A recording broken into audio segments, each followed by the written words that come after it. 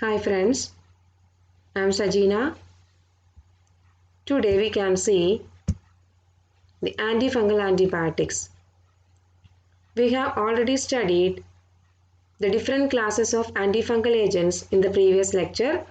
Today we can see the first category, that is antifungal antibiotics. Antifungal antibiotics, they are mainly produced by filamentous bacteria such as Streptomyces species or some molds like Penicillium. First we can see Pauline antibiotics. They are mainly produced by genus Streptomyces. They are called Pauline antibiotics because their chemical structure contains 4 to 7 conjugated double bonds. They are mainly interfering with sterol synthesis. The main Pauline antibiotics are, or the clinically important Pauline antibiotics are listed below: amphotericin B, nystatin, pimarisine and hamicin. First we can see amphotericin B. It's a broad spectrum Pauline antibiotic. It is discovered in 1957 and it is a gold standard for the treatment of many life-threatening mycosis. Mycosis means fungal infections produced mainly by Streptomyces nodosus, and it has a greater affinity for ergosterol. And amphotericin B, it produces pores in the cell membrane of the fungus, thereby increasing the permeability, resulting in the leakage of essential components of the fungal cell. The membrane gets disrupted and the fungal death is the result. They can also induce oxidative damage. Amphotericin B is broadly divided into two groups: conventional amphotericin B and lipid-based formulations of amphotericin B. First we can see conventional amphotericin B. Conventional amphotericin B, it is mainly available in vials in the powder form as deoxycholate amphotericin B. Each vial contains 50 mg of powder and is given intravenously as it is not absorbed orally. It is mainly used in bladder irrigation in candidiuria cases, that is in candida infections, urinary tract infections caused by candida. Inhalation therapy by nebulization in the case of pulmonary aspergillosis. The course of therapy, it varies depending upon the severity of disease, immune status of the patient, type of fungal agent involved. Amphotericin B drops are also available for topical application, that is surface application in the case of fungal keratitis.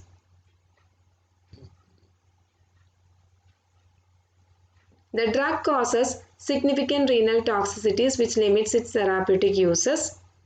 That is, it can cause kidney damage. Important manifestations are reduced glomerular filtration rate, hypokalemia, that is reduced calcium level, headache, chills, fever, hemolytic anemia and hypokalemia, that is decrease in potassium level. So renal function test is recommended before and after the therapy. Second one is lipid-based formulations of amphotericin B. This formulation, it is used to reduce the toxicity. It improves the clinical tolerance of the drug. So it can be used or given in higher doses. Lesser toxicity can be seen and we can see a potential efficacy mainly in the treatment of systemic fungal infections. We can see three types of lipid formulations. They are amphotericin B lipid complex, amphotericin B colloidal dispersion, liposomal encapsulated amphotericin B. First one is amphotericin B lipid complex. ABLC is a mixture of amphotericin B with dimyristoyl phosphatidylcholine and dimyristoyl phosphatidylglycerol. It also contains sodium chloride and water. The molecular structure, it is ribbon-like. It's the first lipid-based preparation to get approval by FDA. Second one is amphotericin B colloidal dispersion.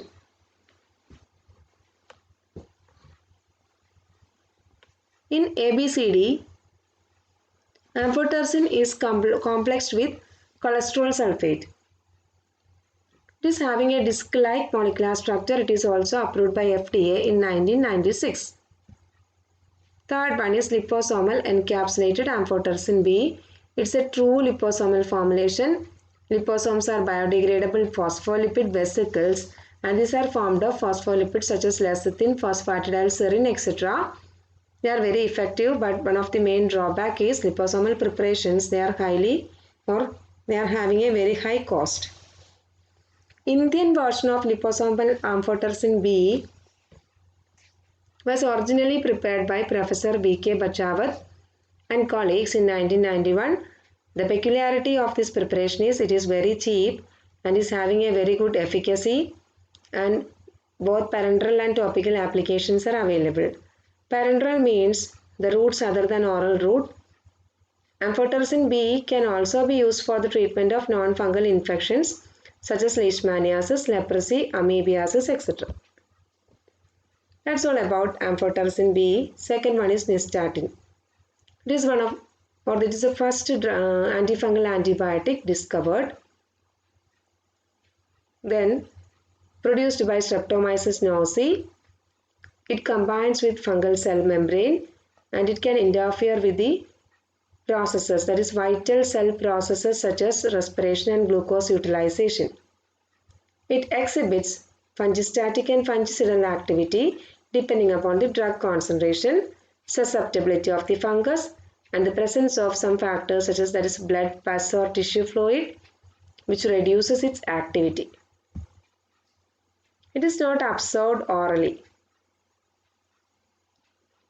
So, therapeutic use is limited to topical form in oral cavity, that is as creams or ointments. It can be used in oral cavity or oral infections.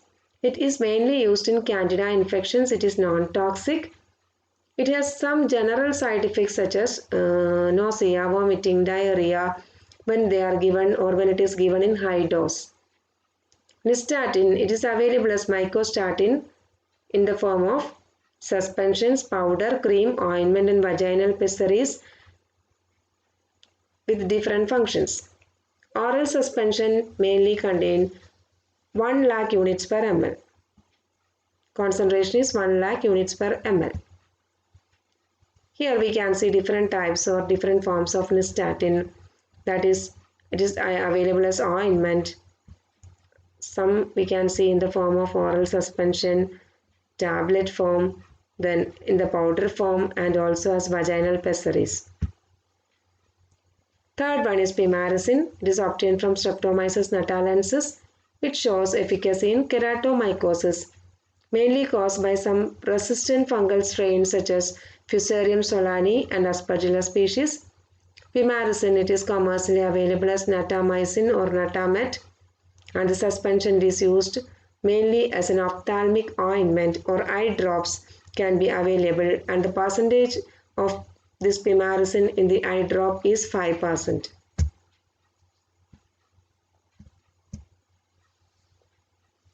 Fourth one is hamicin. It is mainly isolated from Streptomyces pimprina. It is more water soluble than nystatin.